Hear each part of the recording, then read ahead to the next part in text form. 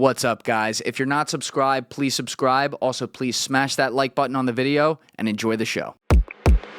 If you're doing sniper shots and you go to the range and you're putting together all these different mathematical shots, then when you finally do see one, you have a logbook and you go back through them and, you keep building them. It's muscle memory kind of a thing. You can just plug it in really quick. So that kind of situation, you've been put through the scenario enough times that because you're important at that point. People are getting shot. Oh yeah. What was the wildest sniper situation you ended up experiencing on the battlefield in your career? Our commander went to talk to a bunch of people next door to us in Iraq, and he was going to go talk to them because they put some stuff up, looked like Communist Party type of stuff on the side of their building. And he went over to talk to them, and we had an assault force outside the gate. It's a metal gate, compound kind of a place, and I went on top of the building on the next door to it and had like a little wall, and I stood there with my foot on top of the wall, and a guy was leaning up against a blue car, which now I didn't think it was going to kick off. I thought we were just going to have a conversation. So I literally took the time, me and my guy standing here, and I took a photo of that dude with my crosshairs on his middle of his head through my scope, just kind of messing around, because this is hours long. Well, that's it now. That's in 10th Group headquarters on the big poster from the initial invasion. It's actually on there, that photo. Never knew that was going to happen. And so I'm sitting there watching that, and all of a sudden, out of nowhere, this cat just reaches back, grabs an AK, and turns around and just starts splaying. And hits my commander, and I think he hit him in the calf or something, I forget. And then here we go. It's time to do what you do. And everybody started slinging lead. And How many people were there? On their side, there was probably like 10 or 15. And then how many people like in the general vicinity though? Oh, there's 10 or 15 down there, and there's me and another guy here, and there's another guy and another guy across the alley this way. Okay, so he's not talking. He's not building. talking to like a huge crowd. No, it's all inside of walls too, and everybody there is together. And how far away were you from the shot? Shoot, 50 meters or less. It's close. So it's close range. Yeah. You're not measuring as much wind on that. No wind on that one. No, Yeah, that's almost 1911 distance right there. 1911 pistol. You can almost do that with a pistol. But yeah, so that happened really quick, and I was just over there kind of goofing around, so I kind of dropped the ball. Luckily, I was back on the gun before all that started. I was just sitting there taking a picture, and we're kind of laughing about it. And I was like, nobody's armed or anything, It's like, well, this ain't going to kick off. Yeah. Then I got back on the gun. I was like, well, let me take this more seriously. And also, here comes an AK out of the back of the seat. I'm like, holy crap. You said there were 10 to 15 on their side? Yeah, probably. So you had to take them all out? A bunch of them made it to the building, too. So there's a bunch of them laying out there. Not all of them dead, because when it happens really quick, you don't always get a confirmed kill or a kill with one bullet right off the bat. But they're not running anymore, and they're not shooting. So the real big deal is to stop them from doing things, and then if you care, you'll go back and evaluate that situation. It's crazy how you can have like a totally innocent situation like that. Like, just another day at the office, and then boom. But you know what? It only takes one time for you to make you straighten your crap up. Oh yeah. Because after it was over, I was looking at my boy, man. I was like, man, that was stupid of us taking that photo. Then of course, when they found out I had the photo, they wanted it. Yeah. But you had said a while ago, like you were doing a lot of this growing up, and then you were the first guy to, win an award in the Marine Sniper School.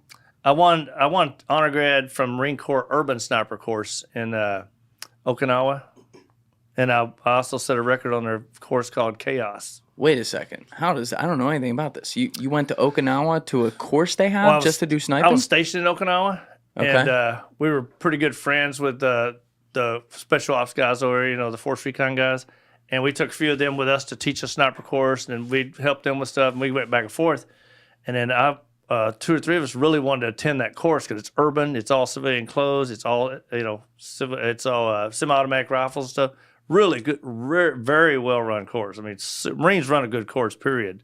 Very disciplined, and they let three of us attend it. And so I walked over to do it, and I was like, "Oh yeah, heck yeah, we'll do this thing." I would have just showed up, just done my part, and passed. But the two guys I knew started talking smack. Oh, can't let that happen. And he's like, "My Marine's gonna burn you down now," and I was like, "They might. I mean, those young E5 Marines, snipers are damn good." And then something came about to the point where if you are honor grad or top shooter, we will bring you some beer to your unit dressed like Thai schoolgirls. I was like, well, that must happen. That must happen. He goes, but if you don't, guess who's bringing beer to the Camp Hansen? I was like, dang, okay. So we went and did it, and I ended up being honor grad by 0.3% of a point or something like that. This other guy I knew, I was like, he can shoot. And I barely won it. How'd they grade it like that? It's by, every single target, because it's 3 weeks long. So every single target is graded. So it's all breaks down into percentages at some point. And somehow or another I got it. And they're reading off the roster at the very end of the course. My commander and everybody's standing in the back, because they go to our graduations for things we do. And they're going through it, and they run through the whole freaking thing and never said my name of graduations, handing out hog's tooth and stuff. And I was like, well, dang, I guess they're not going to say my name. Or alphabetically, I'm out. And I was like, I feel quite sure I passed. And all of a sudden, he's like, okay, and honor grad. Staff Sergeant Hall. He just kind of tosses his paper down like that. I was like, son of a bitch. Of course, I got up and just ranted. And I said, oh, wait, top shooter? Who got that? My boy over here get it? He goes, no, you got top shooter too. Oh, yeah. Snap. Here we go. Who's got the beers and the Thai ladies? And they brought it, boy. And I videotaped every square second of it.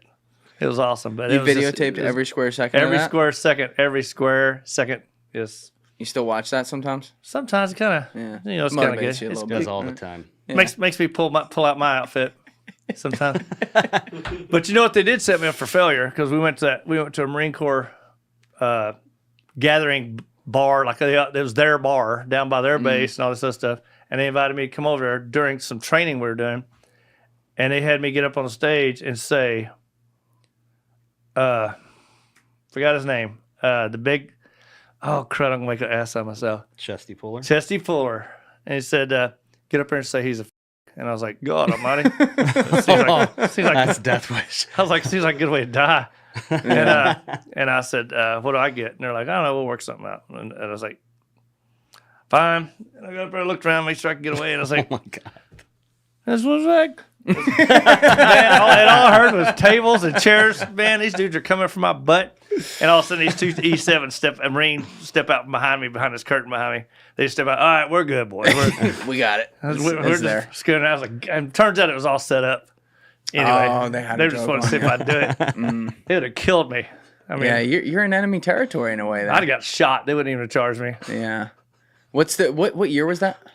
That was like 2000-ish. Probably okay, so this is way later. Yeah, way after. back. Okay, so you've done a lot of years. We skipped a lot of years there after your initial sniper training. I got a lot of years. Yeah. Okay, since '84. So yeah, so you get out of sniper training though. You're now at this point, if I understood it correctly, you're a ranger. You have a specialty in being a sniper, but then you were saying they train you in like a rotation in a lot of other things too. So what did that comprise of? Well, they teach you more advanced tactical maneuvers. Like they teach you basic stuff in infantry, AIT and all that stuff. But then when you're with your unit, you learn their SOPs, their way they operate. Then you're going to learn how to do a shoot house more efficiently, how to patrol the way they patrol, do river crossings, survival type of things. At some point, you're going to have to attend SEER school, survival, escape, resist, evade. Not fun. Not fun. What do you do there? You run through the woods, they capture you, you become a prisoner for a few days, they just beat the crap out of you and interrogate you. Nice. And they go hard, right? Oh, they go hard. Yeah. And then you got to escape and they catch you again and do more of it.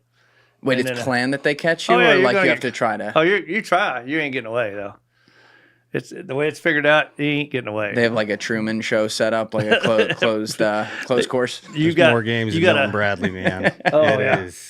They got it mastered. And there's some really funny stories comes out of that stuff at some point because everybody just gets wacky, lack of sleep, lack of food, and just you start acting crazy. And I ended up almost tearing a chair apart because I was taped to it, butt ass naked, and I was sitting in this wooden chair and I had my feet taped to. I had jungle boots on though, and my feet are taped, and my head's taped back. And I'm like going along. I'm like, okay, I'm not tired enough now where I don't know it's real. I mean, I know it's not. I know I'm at a school still. I'm all right, but I'm tired. Not. Is there a safe word? No safe. And you know what else? You can't quit. It's one of the few schools you can't. You can't quit. You got to gut it out. You're just going. So I'm in here, and here comes this Air Force. I think she's Air Force, or maybe she's a military Army pilot or something. Anyway, a little blonde-haired girl, like 5'2". She comes walking in, and they all have this fake Russian accent. They talk to you the whole time. It's pretty good. When you go to the backside later on, you watch it happen from this side.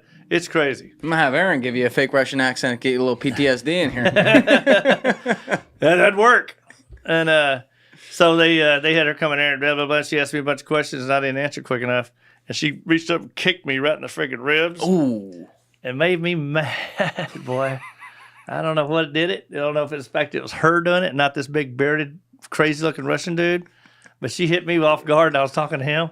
Made me so mad, man. I just started taking that chair apart. I started rocking that thing back and forth, started ripping stuff off, and I was like, and they just grabbed her and tossed her out the door, like, okay. All right. Then, of course, the other two big Russian guys came in there and beat me up. Put an end to that. Oh, so they finished the job. Oh, they went ahead and beat me up, put me back in another chair. That's crazy. So they really go all the way. Yeah, you're going to do what they say do. How long does that last? 3 weeks. 3 weeks. It's a long 3 weeks. Yeah, it's a long. It's got all kinds of stuff in it. Some of it you can't even. Some of it's so freaking classified you can't even talk about it because they don't want to run it for the next guy. But it's like, wow, you will cry. There's some points in there. Just surely, not because you're a pansy, just because it is like emotional, boy. Oh, yeah. Just some things just go on to happen. It's just wow. It's over the top, but it's a super useful school. If you ever were captured, you'd be able to use it. I guarantee you. Thank you for watching the video, guys. If you haven't already subscribed, please smash that subscribe button and check out this clip's full podcast episode by clicking here or in the description below.